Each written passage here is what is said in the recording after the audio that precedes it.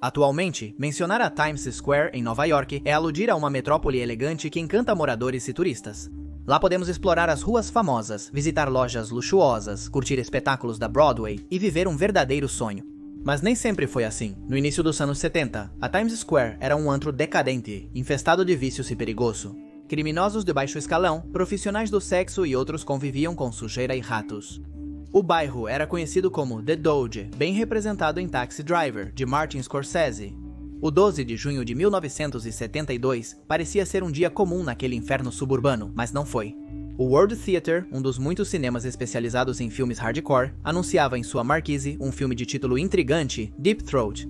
Conhecida em português como Garganta Profunda, esse tipo de produções estava destinado a salas clandestinas e peep shows. No ano anterior, foi lançado Libertad Sexual na Dinamarca, mas era uma produção da Europa. Garganta Profunda era americano. Algo inovador, até para os acostumados com propostas ousadas, algo que revolucionaria a sociedade.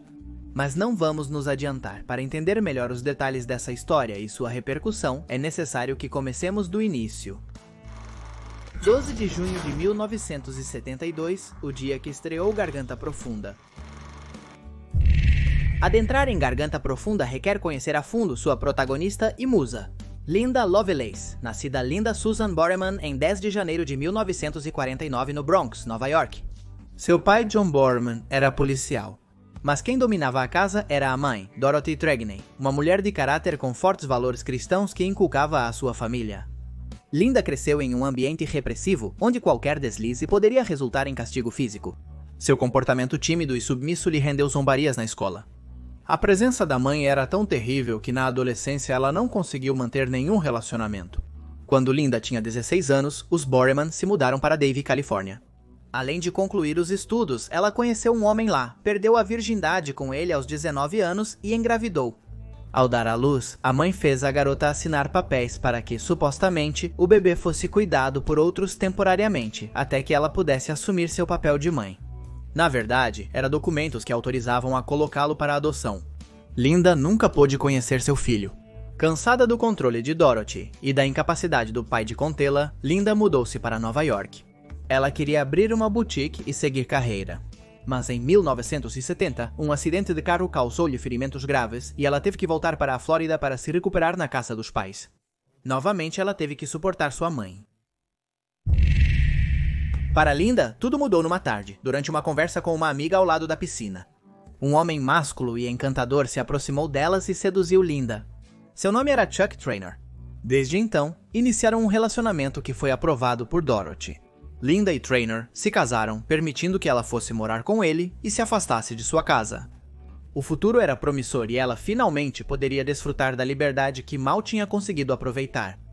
Mas sem saber, mergulhou num calvário ainda pior. Traynor era proprietário do Las Vegas Inn, um clube de striptease, e nunca havia parado de trabalhar como cafetão. Não demorou para que ele quisesse explorar sua própria esposa. Como Linda era pacífica, ele tomou medidas incomuns. Ele a submeteu a sessões de hipnose. Assim, ela parou de fumar e perdeu a timidez, tornando-se desinibida e até mesmo selvagem. Traynor comprovou isso em seus momentos íntimos, não evitando nenhuma posição amorosa. Diante dessa abertura mental e física, ele decidiu que ela exploraria novos lugares. Linda se acostumou com as festas, aceitando propostas indecentes de outros homens. Ela se tornou uma dama de companhia, como outras que trabalhavam para Traynor. A jovem não era tão chamativa ou esbelta, não era a típica garota de pôster. Sua principal arma de sedução era a simplicidade, a sensação de que ela poderia ser uma vizinha com segredos íntimos. Porém, as ambições ilimitadas de Traynor o faziam achar que ela deveria ser mais sexy. Implantes de mama ainda não eram comuns, então ele fez com que ela injetasse silicone nos seios. O procedimento era polêmico e arriscado, mas alcançou o objetivo de deixá-la mais atraente. Longe de se conformarem com seu estilo de vida libertino, Traynor e Linda se mudaram para a Times Square. Ele ouvira falar de um submundo desconhecido lá, o dos filmes amadores adultos. Sob supervisão do marido, ela começou a aparecer em alguns curtas-metragens mudos em preto e branco, filmados com câmeras Super 8. No início, ela parecia pacífica e calma como sempre, mas na hora de filmar, perdia a timidez. Em pouco tempo, Linda conseguiu se destacar nesse ambiente de cinema oculto e chamou a atenção de vários realizadores, incluindo Gerard Damiano. Assim como Linda Gerard Rocco, Damiano nasceu no Bronx, mas sua vida foi diferente. Na juventude, ele serviu na Marinha dos Estados Unidos da América e depois trabalhou como técnico de raios 10 no Hospital Jamaica de Queens. Também em Nova York, Damiano abriu um salão de beleza com sua primeira esposa. Ele mostrou que era habilidoso com as tesouras e tinha um bom relacionamento com as clientes, provando ser perfeito para o trabalho. Ganhou tanta confiança delas que ouvia suas frustrações, desejos e até detalhes íntimos do casal. Percebeu que ali havia um terreno fértil para muitas histórias e que as mulheres da época eram mais liberais que as gerações anteriores. Nessa época, Damiano realizou outra paixão, o cinema. Através de seu contador, conheceu um diretor de filmes de terror independentes e virou seu assistente. Assim, ele participou de várias filmagens e aprendeu a fazer filmes com poucos recursos. No fim dos anos 60, ele começou a dirigir 16mm. Sua inclinação para o cinema adulto foi natural. Ele se inspirou nas anedotas cada vez mais picantes de suas clientes. Por outro lado, a sociedade americana vivia uma época de amor livre. As pílulas anticoncepcionais incentivaram relacionamentos passageiros e empoderaram as mulheres. Para aquela comunidade de cineastas, fazer cinema para adultos não era apenas diversão. Também não era uma estratégia para ganhar dinheiro, porque não existia uma indústria forte. Com sorte, chegava aos peep shows. Realizar essas produções sem roupas e tabus era um ato de rebeldia, uma forma de desafiar um sistema cada vez mais conservador. Ser pego filmando esse tipo de material poderia significar, no mínimo, ser encarcerado. Era como o punk, mas com relações sexuais. Dentro do circuito de produções eróticas underground, Damiano conheceu Linda. Ao vê-la, não ficou muito impressionado. Ela era magra demais, usava jaqueta militar e touca de lã. Trainor fez ele mudar de opinião quando pediu para ele vê-la colocar em prática sua maior habilidade, a felação. Mesmo nos guetos mais liberais, essa prática era considerada incomum e até repulsiva, raramente era retratada na tela. Damiano verificou que Linda não só sabia fazer uma felação, ela tinha um dom para alcançar proezas inéditas nesse assunto. Seu espanto foi enorme e veio a inspiração para uma nova história. Não seria um simples curta, mas algo mais ambicioso, um longa-metragem. Percebeu que as condições estavam dadas para dar esse passo. Em Hollywood, o Código Hays, mecanismo de autocensura vigente desde os anos 30, havia caído. Como resultado, os filmes já não temiam mostrar violência, sexo e outros detalhes ousados. Os nus estavam se tornando habituais, e o público respondia com entusiasmo. Um caso especial era o do diretor Hans Meyer. Ele se destacou com filmes de mulheres sensuais e decididas, mas as relações íntimas eram encenadas.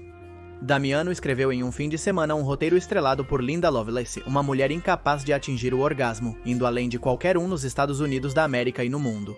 Então ela recorre ao Dr. Young, um sexólogo que faz uma descoberta única. Ela possui o clitóris na garganta. A partir desse momento, a mulher aprende a aproveitar cada encontro íntimo com um homem. O título do projeto foi Garganta Profunda, um termo então inovador. A premissa pareceu um pouco estranha para Damiano, mas ele teve fé porque sentiu que havia algo ali, ou pelo menos que eles tinham uma possível estrela no filme.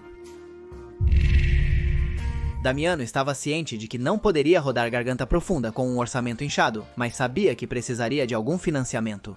Ele tinha aspirações com o projeto? Não haveria apenas nudez e cópula, mas cada elemento ardente serviria a uma história bem narrada. Ele encontrou ajuda em Luis Peraino, diretor da companhia independente Rhinestone Distributors. Ele apreciou o roteiro e se interessou em investir para realizar o filme. Mas ele não estava convencido de que Linda fosse a estrela principal, não sentia desejo ou nada por ela. Sua preferência era por uma loira de beleza hegemônica e deslumbrante. Damiano insistiu, dizendo que ela poderia atrair mais por ser uma garota comum e acessível, e demonstrou suas habilidades orais. A partir daí, Peraino nunca mais duvidou dela. Com um financiador, o filme ficava mais concreto. No entanto, Peraino não tinha os $20 mil de que precisava para começar a produção, então recorreu ao pai dele, Anthony Peraino. Naquela época, ele era parte da família Colombo, um dos clãs mais poderosos do crime organizado em Nova York. Aceitou financiar o filho, mas pediu crédito como produtor em troca. Ele não seria o único Colombo a participar. Imediatamente se juntou John Sonny Francese, que havia conquistado uma temível reputação nas ruas de Nova York. A intervenção da máfia na indústria de adultos já era conhecida. Eles controlavam o mercado de sexo na Times Square, que gerava lucros generosos. A partir daí, tornaram-se produtores de filmes eróticos de curta e longa-metragem. Damiano conhecia a natureza dos Perainos, mas era sua chance de realizar o tão sonhado longa-metragem. Foi nesses dias que vários responsáveis pelo filme poliram seus nomes ao assiná-lo. Gerard seria Jerry Damiano, Luis Peraino passou a ser Lou Perry. O diretor sugeriu que Linda adotasse o sobrenome de seu personagem, passando a ser conhecida como Linda Lovelace também na vida real. As filmagens de Garganta Profunda ocorreram no início de 1972 na Flórida. Isso já o distinguia das produções softcore típicas, filmadas em quartos e porões nova-iorquinos. Damiano trouxe sua família, que tinha uma relação saudável e afetuosa com a pequena equipe técnica. E nesse contexto de imprevistos, houve um inesperado. O ator, que interpretaria o Dr. John, renunciou antes mesmo de filmar suas cenas. O filme ficou sem sua principal figura masculina. Damiano não precisou procurar um substituto, pois já tinha um em sua equipe técnica. Harry Rims tinha sido contratado como assistente de iluminação, mas possuía a capacidade de se excitar até com o ruído da câmera. O diretor não tinha outras opções, então deu-lhe o papel. Imediatamente, Rims demonstrou que estava à altura do desafio. Na maior parte das filmagens, Damiano e equipe foram supervisionados por Anthony Peraino e Francese. Segundo ele, queria verificar se seu dinheiro estava sendo bem investido. Mas os aspectos mais delicados das filmagens passavam por Linda. A presença constante de Trainor a deixava nervosa, pois o relacionamento deles havia piorado. Quando sozinhos em casa, ele a maltratava psicológica e fisicamente, independente do motivo. Linda chegava ao set com hematomas pelo corpo, que eram cobertos com maquiagem, mas nem sempre o suficiente. Alguns são visíveis em certos planos. Havia outro detalhe. Pelo seu trabalho no filme, Linda recebeu $1.250, mas o valor foi tomado por seu parceiro e carrasco. Ela não fez nada para se defender, sentia que o amava demais para denunciá-lo. Linda também se sentia insegura no set, pois Trainor costumava aparecer armado para ameaçá-la caso ela não fizesse as coisas corretamente. Ela se comportou profissionalmente, mas às vezes não podia evitar se sentir tensa. Antes das cenas mais quentes, Damiano pedia a Trainor que comprasse mais rolos de filme ou outros itens para que ele pudesse se ausentar por algumas horas. Só assim, Linda pôde atuar com desenvoltura. Depois de 6 semanas, e apesar dos problemas, a filmagem de Garganta Profunda pôde ser concluída. Após intenso trabalho de pós-produção, estava pronta para estrear. E é assim que nossa história volta ao início. Na noite de 12 de junho de 1972, o World Theatre foi palco da estreia de Garganta Profunda. Lá estavam seus criadores, incluindo Damiano Losperaino e, claro, Linda Lucia. Num vestido branco etéreo, posou para os fotógrafos e cumprimentou a multidão que se aproximou. Só essa recepção marcava um antes e um depois. Nenhum filme para adultos teve essa cobertura de mídia. Uma vez que o show começou, os curiosos tiveram uma surpresa. O filme continha cenas quentes, como o prometido, mas as qualidades de Linda elevavam-no a outro nível. Era evidente que se tratava de uma proposta diferente, mais inovadora e ousada do que qualquer filme adulto já lançado. Além disso, era uma comédia sólida, com um roteiro bem desenvolvido e ideias visuais divertidas. Basta mencionar a montagem usada para retratar o orgasmo de Linda com imagens de foguetes espaciais. Essa projeção foi seguida por muitas outras. O boca a boca foi imparável, lutando as funções como se não soubesse amanhã. Agora não só os espectadores habituais desse tipo de filmes assistiam, mas também o grande público. Todos perceberam que Garganta Profunda era muito mais do que nudez e cópula. O fresco retratava a época em que as pessoas ainda buscavam entender profundamente a revolução sexual. Gerou debate nacional e possibilitou falar sobre questões antes ignoradas, como o orgasmo feminino. O filme logo foi exibido em salas convencionais de diferentes partes dos Estados Unidos, além do gueto softcore. Garganta Profunda estava fazendo história, mas teria que enfrentar alguns obstáculos. Poucos dias após sua estreia, Garganta Profunda estava dominando as conversas da sociedade americana. Provocou alegria e excitação, mas também o ódio exacerbado dos setores mais conservadores, setores que geralmente estavam em posições de poder. O prefeito de Nova York, John Lindsay, estava aplicando uma política de limpeza. Pretendia eliminar os aspectos mais negativos da Times Square, sobretudo o conteúdo adulto. O filme de Damiano tornou-se o seu alvo predileto. Ordenou que a polícia fechasse o War Theatre e confiscasse a cópia. A cruzada contra o final se estendeu pelo resto do país, foi proibida em 23 estados. A jornada comercial de Garganta Profunda parecia ter chegado a um final abrupto, mas não foi assim. A controvérsia deu-lhe publicidade inesperada e gerou mais interesse em vê-la. Aqueles que desconheciam o filme foram ao cinema antes de sua retirada. Namorados, casados, funcionários, donas de casa e idosos vivenciaram a experiência. Os críticos também se renderam e manifestaram isso em comentários elogiosos. O sucesso cresceu, ultrapassou classes sociais e encantou os famosos. Astros como Jack Nicholson, Warren Beatty e o escritor Truman Capote declararam seu fanatismo pelas proezas de Linda Lovelace. Os números na bilheteria foram impactantes. Custou pouco mais de $25 mil e arrecadou $1 milhão nas primeiras 7 semanas. Mas mais tarde, estima-se arrecadações de mais de $600 milhões, uma cifra que jamais pôde ser comprovada. Ainda assim, se tornou um dos filmes mais lucrativos da história. As arrecadações também têm seu lado obscuro. Os peraínos descobriram que muitas alas projetavam cópias piratas de Garganta Profunda. Em vez de sequestrar e destruir o material, eles acordaram com os donos das salas o pagamento de uma porcentagem. Recusas ou traições poderiam levar a ações terríveis da máfia. Apesar de seus aspectos desagradáveis, nada conteve o entusiasmo pelo longa-metragem. A prova definitiva de seu impacto na cultura pop ficou evidente em 1974. Os jornalistas Bob Goodwell e Carl Bernstein revelaram a corrupção do governo do presidente Richard Nixon.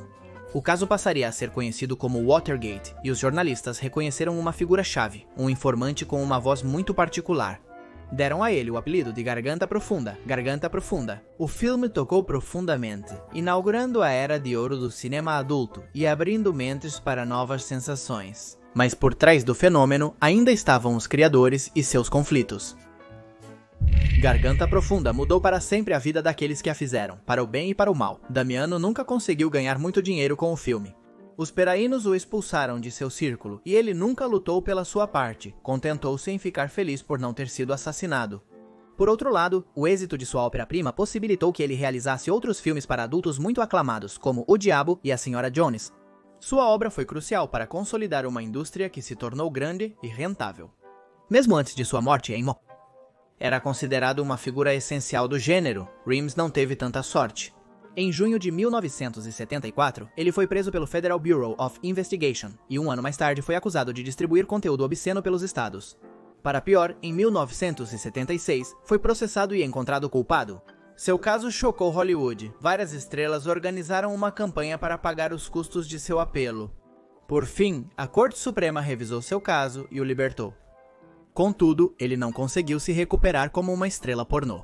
Ele se entregou aos excessos e não havia perspectivas de melhora, mas conseguiu se reabilitar e abraçou uma nova vida como agente imobiliário. Ele morreu em 2013 devido a um câncer de pâncreas, mas ninguém foi tão afetado pelo filme quanto Linda. Teve seus 15 minutos de fama como ícone do cinema adulto e da revolução sexual. Ela estampou a capa da Playboy e frequentava as festas mais badaladas.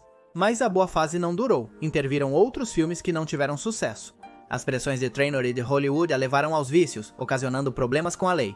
Emocionalmente à beira do precipício, ela redirecionou seu destino. Após anos sofrendo, divorciou-se de Trainor.